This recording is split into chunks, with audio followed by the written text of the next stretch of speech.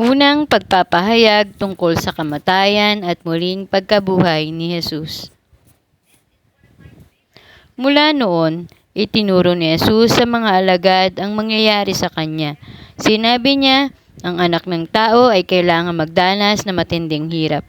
Siya ay itatakwil ng mga pinuno ng bayan, ng mga punong pari at ng mga tagapagturo ng kautusan. Siya ay ipapapatay ngunit muling mabubuhay sa ikatlong araw. Malinaw na sinabi niya ito sa kanila at dahil dito dinala niya si Pedro sa isang tabi at pinagsabihan. Ngunit tumalikod si Jesus, tumingin sa mga alagad at sinabi kay Pedro, "Umalis ka sa harap ko, Satanas.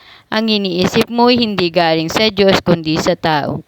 Pinalapit ni Jesus ang mga tao at ang kanyang mga alagad at sinabi sa kanila, "Ang sino mang nagnanais sumunod sa akin ay dapat itakwil ang kanyang sarili, pasanin ang kanyang krus at sumunod sa akin.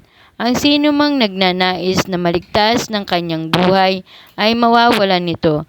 Ngunit ang mawala ng kanyang buhay alang-alang sa akin at sa magandang balita ay magkakamit nito. Sapagkat ano ba ang mapapala ng isang tao, makamtan man niya ang buong daigdig, ngunit mapapahamak naman ang kanyang sarili? Ano ba ang maibabayad ng isang tao para mabawi niya ang kanyang buhay? Kapag ikinahiya ninyo ako at ang aking mga salita sa harap ng mga taksil at makasalanang mga tao sa panahong ito, ikakahiya rin kayo ng anak ng tao pagparito niya sa taglay ang dakilang kapangyarihan ng kanyang ama at kasama ang mga banal na anghel.